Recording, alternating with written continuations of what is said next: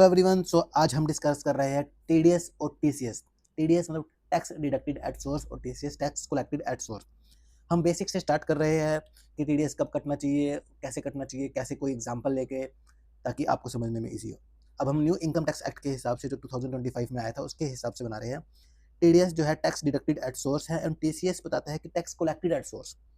मतलब जब एक पर्सन पेमेंट कर रहा होता है किसी पर्सन को, तो टैक्स डिडक्ट करके पेमेंट करता है, और कलेक्टेड उल्टा होता है उसका कि सपोज मैं कुछ आपको बेच रहा हूँ, तो मैं आपसे एक्स्ट्रा पैसे चार्ज करूंगा उस टैक्स के रिगार्डिंग में। ठीक है, ये होता है। और ये एट सोर्स मतलब उसी टाइम। अब ऑन बिहाफ, अब टीडीएस और टीसीएस एक होता है एडवांस टैक्स। एडवांस टैक्स क्या होता है? जो एक पर्सन, सपोज मैं कोई बिजनेस रन कर रहा हूँ, और मुझे पता है कि मेरी फ्यूचर में इतनी इनकम होगी, तो मैं फ्यूचर को टैक्स को आज ही पे कर रहा हूँ। उसके लिए होता है कि टाइमलाइन दे रखी होती है टैक्स के अंदर ही कि आपको कब कब कैसे कैसे कितने कितने रेट से टैक्स पे करना है।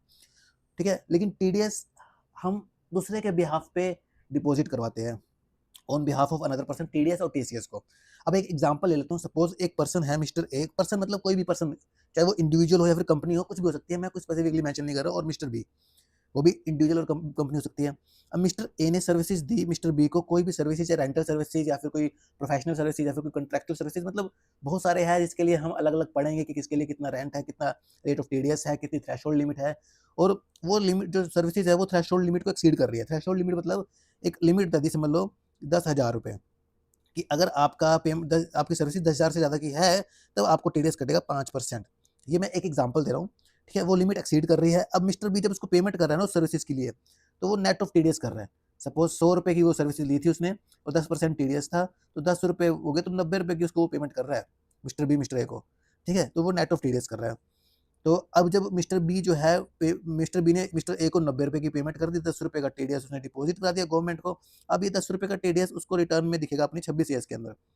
जब मिस्टर ए 26 एएस 26 एएस अपना निकालेगा, तो उसको दिखेगा कि मिस्टर बी ने डिपॉजिट करवाया। अगर नहीं दिखता तो उससे डिस्कस करके, अपना म्यूचुअल डिस्कशन करके वो करेंगे।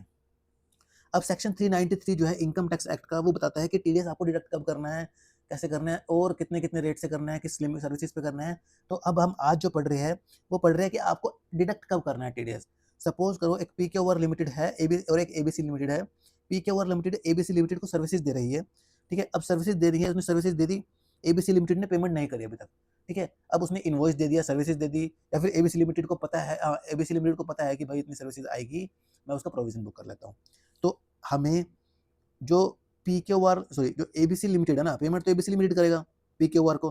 तो एबीसी लिमिटेड अपनी बुक्स के अंदर टीडीएस तब टीडीएस दिखाता है एट द अर्लीस्ट, मतलब जल्दी से जल्दी। पहले जो सबसे दोनों में से जो दो चीजें होगी, उसमें से जो पहले होगा, या तो वो क्रेडिट करेगा अकाउंट को पहला, या फिर वो पेमेंट करेगा, एडवांस पेमेंट हो या कोई और पेमेंट हो।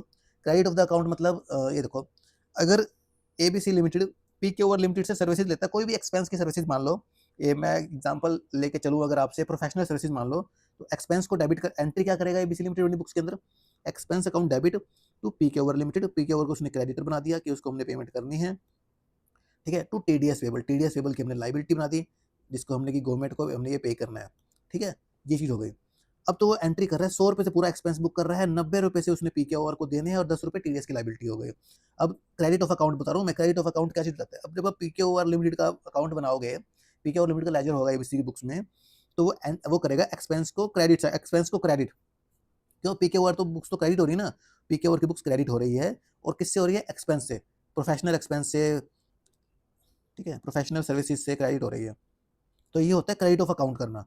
तो इस टाइम, या तो इस टाइम वो टीडीएस काटेगा, अगर पेमेंट कर रहा है, पेमेंट तो एडवांस में करी जाएगी मोस्टली। मोस्टली ऐसा होता है कि एडवांस में ही पेमेंट होती है किसी वेंडर को, तो एडवांस पेमेंट के टाइम टीडीएस काटेगा या तो। ठीक है, advance to PK over limited, debit to bank account. अब बैंक में से पैसा चला गया, बैंक में से पैसा कितना जा रहा है? 90 रुपये, लेकिन जा कितना रहा है? पूरा का पूरा पीके ओवर को 100, और टीडीएस पेबल 10। अब इसमें एक डाउट आ जाता है यार कि हमें टीडीएस पेबल 10 देना है, 90 यहाँ देना है, यहाँ पे 90 रुपये का पीके ओवर में हो रहा है, यहाँ पे 100 रुपये का हो रहा है। तो इसका क्या होएगा?